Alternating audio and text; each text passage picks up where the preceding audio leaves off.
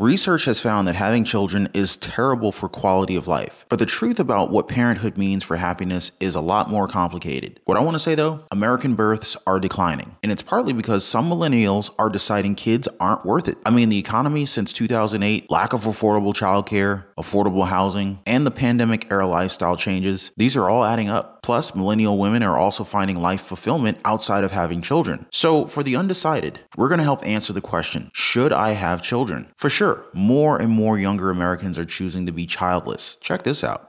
44% of non-parents ages 18 to 49 say it is not too likely or not likely at all they will have children someday. That's up 7 percentage points from 2018 survey. Reasons for not having children range from medical and financial to concerns about the state of the world and the environment. And most simply say they just don't want to.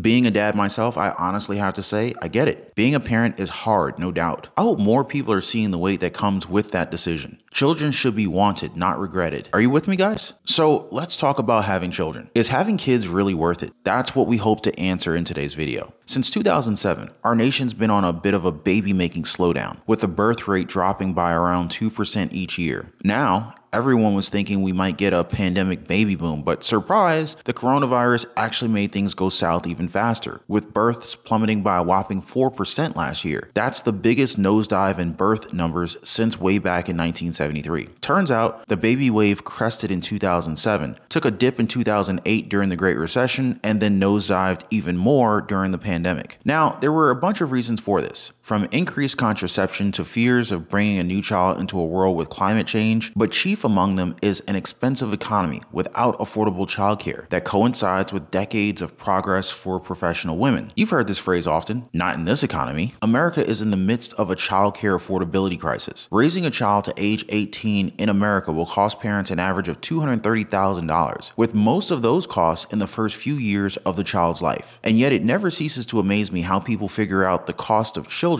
after they have them and not before. National childcare averages between $9,000 and $9,600 per year. That's unaffordable for 63% of full-time working parents in the US. And should a parent choose to leave the workforce, they risk losing up to 3 or 4 times their salary in lifetime earnings for every year that they miss. Speaking of missing out, I hate for you guys to miss out on any more of our insightful documentaries like this one. So, quick reminder to subscribe to the channel and tap that notification bell. And thanks for always watching and lighting up the like button. Totally appreciate it. But let's get back to business here. The challenge of having kids. It's not just about childcare. Millennials already grappling with the aftermath of the Great Recession, they got hit with the pandemic while juggling crazy high costs for things like housing and healthcare, not to mention the heavy backpack of student debt. Think of it like playing financial Jenga, and you'll surely come to the same realization that money matters are one of the main reasons why American millennials are putting the brakes on having kids or keeping the family size smaller than they'd hoped. Women in particular are seeing more fulfilling opportunities outside of child rearing. The key phrase, economic progress. As the experts put it, it's about women having access to education and employment opportunities. It's about the rise in individualism. It's about the rise in women's autonomy and a change in values. It's the 21st century with dating apps and a higher level of education for women, so marriage and baby plans are getting pushed way down the to-do list, sometimes never making it at all. Millennial women are about 4 times as likely as women from the silent generation to have completed as much education as the same age. Educated women have these high standards for partners, and suddenly the dating pool is like a kiddie pool at a water park. Stats say that there's only 77 men for every 100 women among never married young adults with a postgraduate degree. And the more educated a woman becomes, the more likely she is to hit pause on baby making until her 30s. Sure,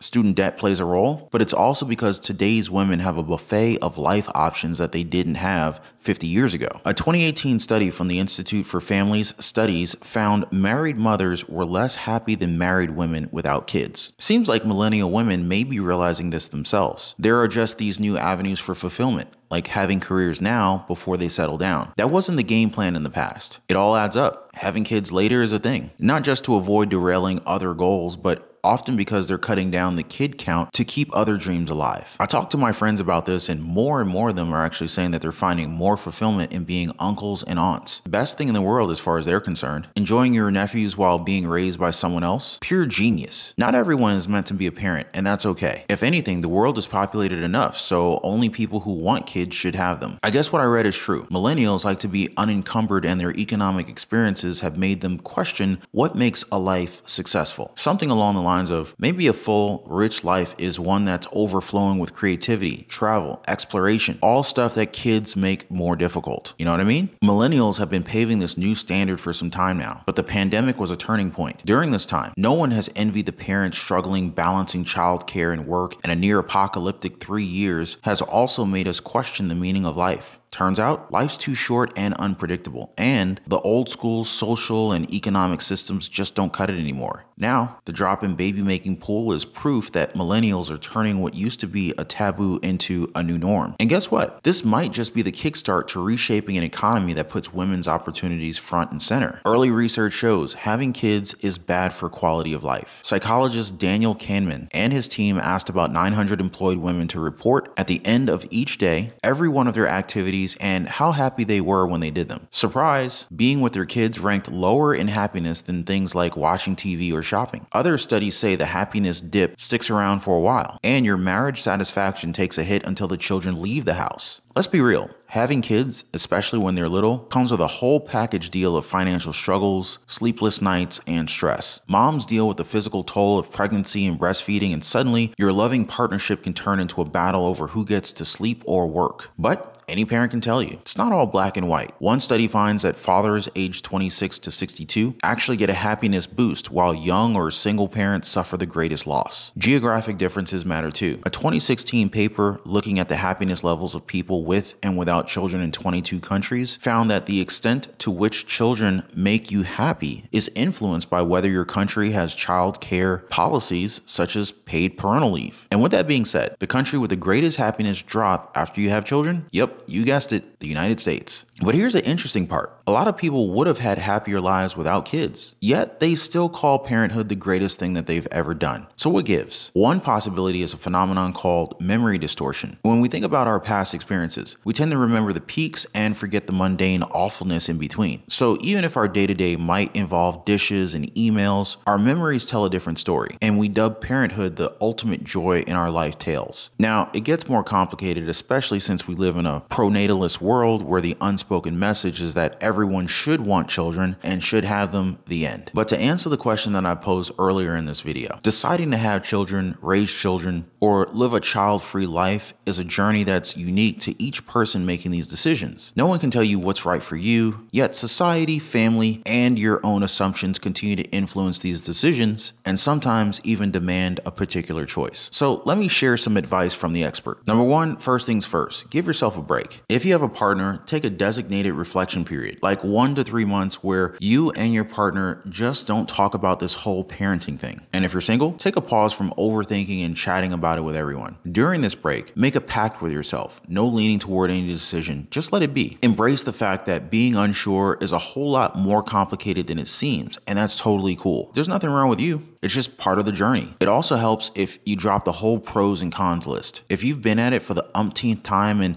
it's not getting you anywhere, doing it one more time won't magically solve things. Trust. Number 3, make a list of 3 decisions that you've made because you knew in your gut it was the right decision for you. Write a few sentences on each one describing the sensation of how good it felt to have made them. This is the sensation you deserve to experience when you're deciding yes to parenthood or yes to a child-free life. 4, give your desires some space. Put the decision on the back burner until you're crystal clear on your desire. List out all of your fears about the decision and the nitty-gritty details of life that keep popping up in your thoughts. Seal it in an envelope and stash it away. Don't peek until you've got a clear handle on your desire and the why behind it. After 5, you can try some stream of consciousness writing, reflecting on what you thought your life would look like by now and how that feels to read. Dig into the messages about parenthood that you got from your parents, community, religion, and society. Then 6, you can take your would-be decisions for a test drive. Pretend you've decided to have a baby and live with that choice for 5 days. Write daily about how you feel feel during this parent mode. No bargaining allowed. Then do the same thing, but this time pretend that you decided to live child-free. Get in the zone and write about it daily. No mind games, just feel it out. Remember, even with conscious decisions, you can't control every twist and turn in life with or without kids. Trust that you'll be okay no matter what. You got this. And help is always there if you need it. Keep in mind, parenthood isn't a fate or debate. There's no one-size-fits-all answer. You're the captain of your ship, steering it in the direction that feels right for you. Your life story is yours to unfold, with or without kiddos, so you do you. Share some of your parenthood thoughts with our YouTube fam. Drop a comment and we can compare notes. We can even pick this up in another video if you guys feel like it. Definitely more to come down in the pipeline. Just make sure you guys always tune in, alright? I'll see you in the next one.